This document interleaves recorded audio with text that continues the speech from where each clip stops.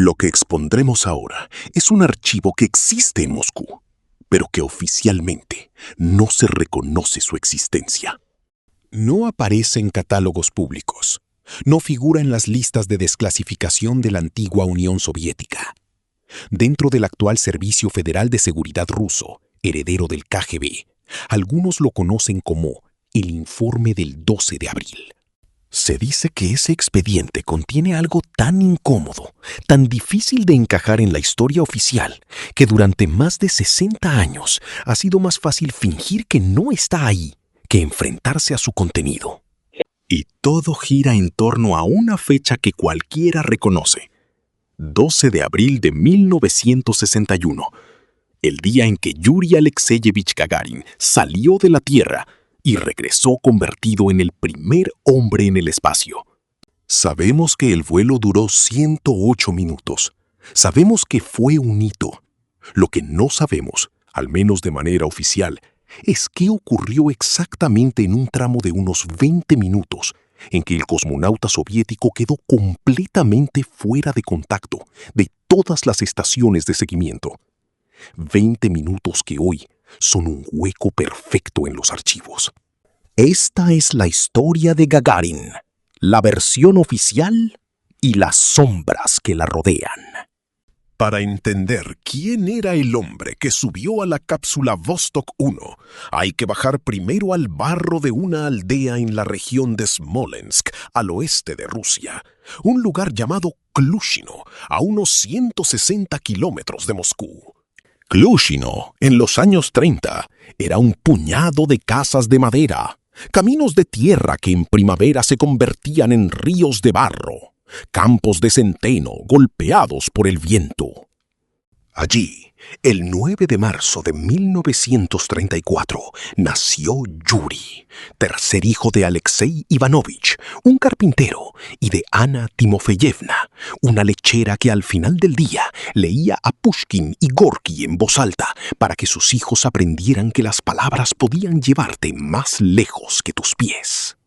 Vivían en una isba de 3 cuartos, agrupados en torno a una estufa de arcilla blanca que era cocina, calefacción y corazón del hogar. Afuera, el invierno endurecía la tierra. Adentro, un niño escuchaba historias de cosacos y obreros en huelga. La guerra lo alcanzó con 7 años. En 1941, la Wehrmacht ocupó Klushino. Los soldados alemanes tomaron la casa principal. La familia fue forzada a vivir en un cobertizo.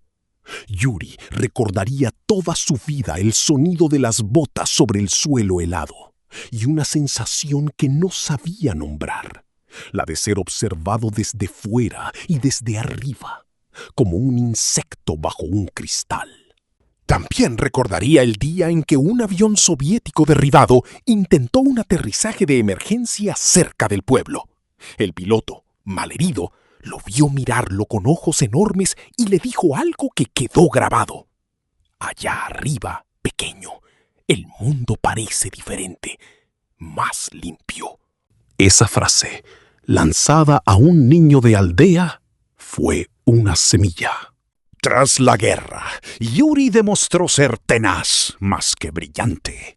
Terminó la escuela con buenas notas en física y matemáticas. Su maestra, Yelena Kozlova, diría décadas después: no era un genio, pero hacía preguntas que los demás ni sabían formular. En su adolescencia se trasladó para estudiar fundición y metalurgia. Tenía 15 años cuando, casi por intuición, se apuntó a un aeroclub. La primera vez que subió a un viejo Yak 18 de instrucción, el instructor anotó una observación extraña. Tiene la calma de quien ya ha volado antes. En 1955 ingresó en la Escuela Militar de Aviación de Oremburgo.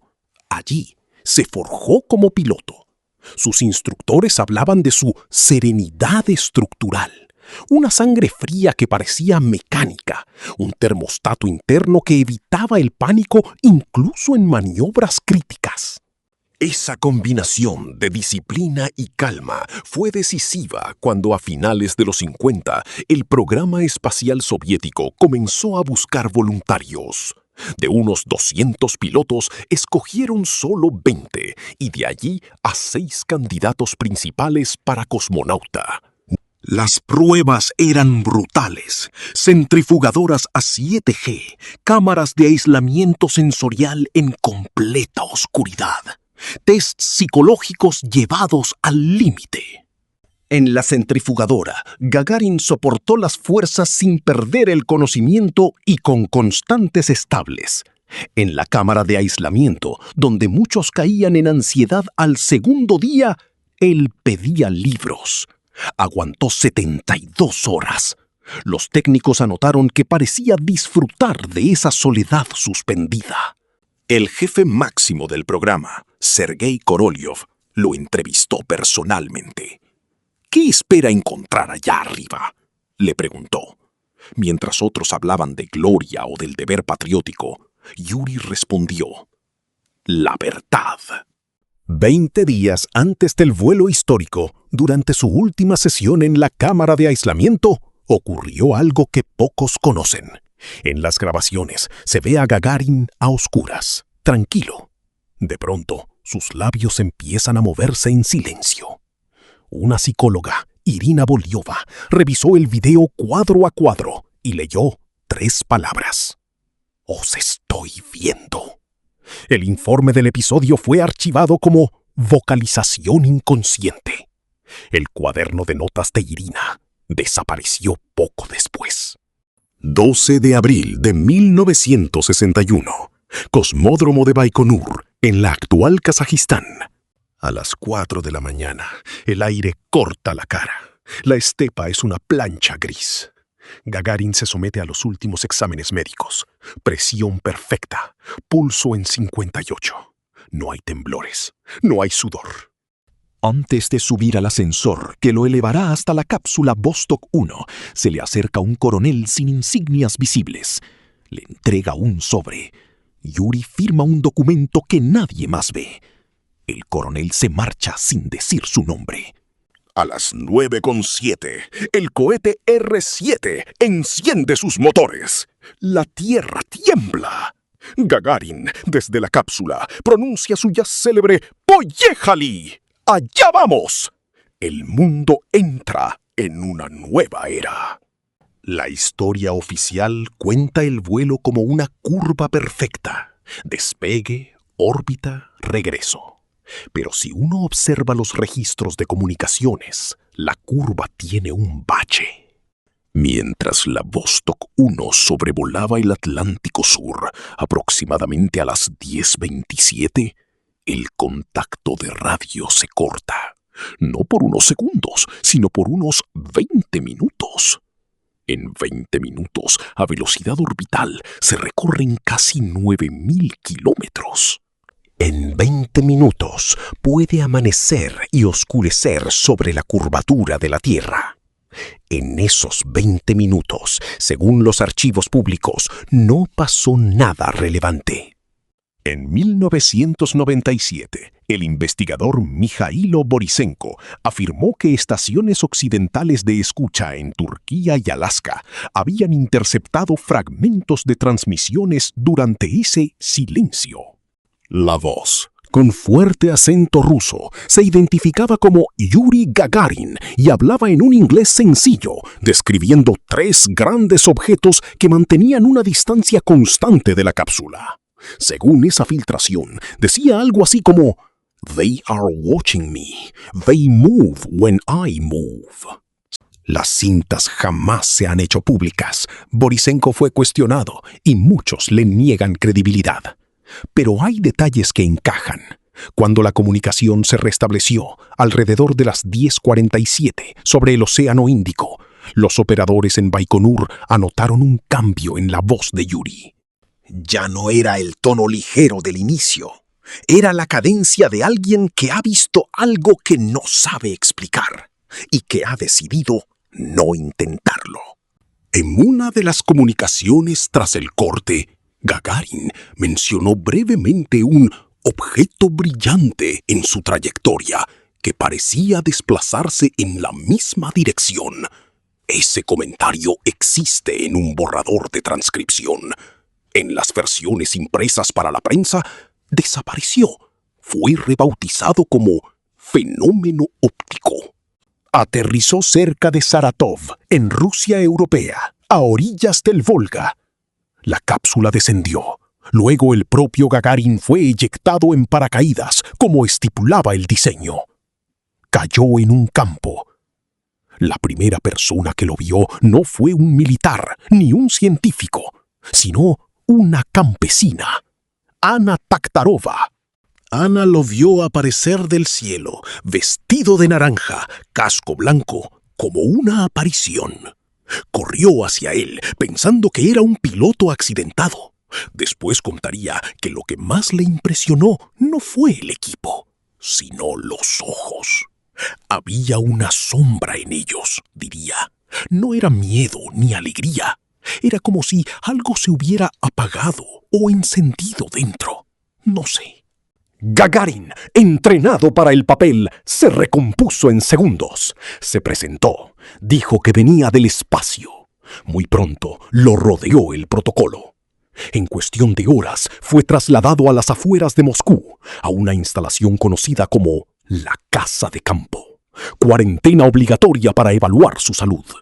Oficialmente, esos 21 días eran para controlar efectos fisiológicos del vuelo. Pero quienes estuvieron allí recuerdan algo más. Médicos que no podían acceder a ciertas sesiones. Hombres de traje oscuro entrando y saliendo. Gagarin no solo fue examinado, fue interrogado. El coronel de seguridad Stepan Sudoplatkov anotó en un memorando que, cuando le preguntaban por el tramo sobre el Atlántico Sur, Yuri elegía sus palabras como si transitara un campo minado. Respondía con vaguedades, luces, sensaciones, reflejos. Ni afirmaba ni negaba. Tras la cuarentena, lo llevó una limusina negra al Kremlin. Se reunió a solas con Nikita Khrushchev durante unos 50 minutos. No hay actas, no hay grabación. Lo único cierto es lo que vino después. Gagarin firmó un documento en el que se declaraba que cualquier percepción anómala durante el vuelo debía entenderse oficialmente como fenómenos ópticos, atmosféricos o psicológicos. En otras palabras, se blindó por escrito la afirmación de que no había habido nada extraordinario. El resto, a ojos del mundo, fue una gira triunfal. Gagarin visitó más de 30 países. Sonrió desde descapotables en Londres, levantó la mano en la Plaza Roja, plantó árboles simbólicos, fue recibido por Fidel Castro, por reinas y presidentes. Era el campesino que tocó las estrellas. Pero la gloria pública tenía otra cara en lo privado. Valentina, su esposa, habló años después de noches en que se despertaba y lo encontraba en la sala, en silencio, mirando por la ventana. A veces casi sin voz murmuraba: «Siguen ahí». Sus compañeros de entrenamiento en la ciudad de las estrellas notaron un leve retraimiento. Seguía siendo afable, pero había momentos en que su mirada estaba en otro lado. La Unión Soviética decidió que no volvería al espacio. La razón oficial era demasiado valioso como símbolo para arriesgarlo. Documentos internos sugieren una preocupación distinta. ¿Qué ocurriría si Gagarin, con la autoridad que tenía, regresaba a órbita y esta vez decidía relatar en directo algo fuera del guión? En 1965, en un almuerzo con cosmonautas, alguien preguntó en tono de broma cuándo sabrían si alguien más estaba allá afuera. Gagarin, que solía ceñirse a frases oficiales, respondió serio: «¿Y si ya están aquí?». El 27 de marzo de 1968, 7 años después del vuelo al espacio, Gagarin subió a un MiG-15 biplaza junto al instructor Vladimir Seryogin para un vuelo de entrenamiento. El área de prácticas estaba cerca de la ciudad de Kirshach, a unos 130 kilómetros de Moscú. El tiempo no era perfecto, pero tampoco especialmente malo. Se trataba de una misión rutinaria para 2 pilotos experimentados. A los pocos minutos, la torre perdió contacto. No hubo Mayday, no hubo reporte de fallo. Simplemente, el rastro del avión se desvaneció del radar. Cuando hallaron los restos en un bosque, el MiG estaba destrozado. Las palancas de control, según el informe técnico, aparecían en posición de vuelo normal. Nadie había tirado de la manija de eyección.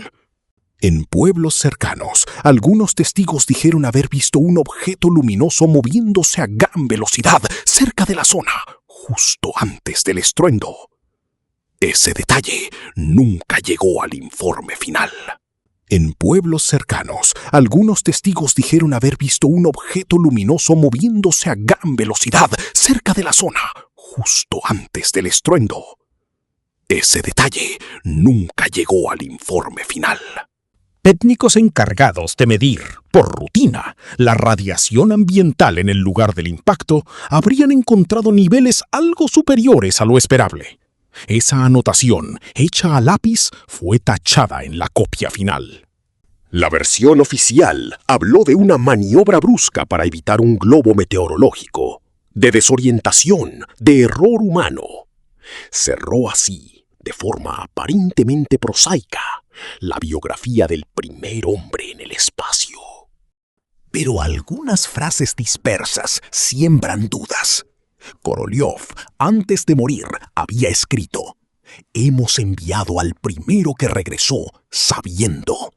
El que sabe y no puede hablar lleva un peso para el que el cuerpo humano no fue diseñado». Cosmonautas como Tereshkova y Leonov relataron después anomalías en sus misiones que desaparecieron en las transcripciones desclasificadas, cubiertas por gruesos trazos negros. La última noche de Yuri, según Valentina, él dijo algo que sirve como epílogo inquietante. He visto lo que nadie había visto antes que yo, y mereció la pena cualquier precio. Hoy, más de 60 años después de aquel 12 de abril, el vuelo de Gagarin sigue siendo un símbolo de progreso humano. Pero también es, para quien mira entre líneas, una historia llena de huecos perfectos.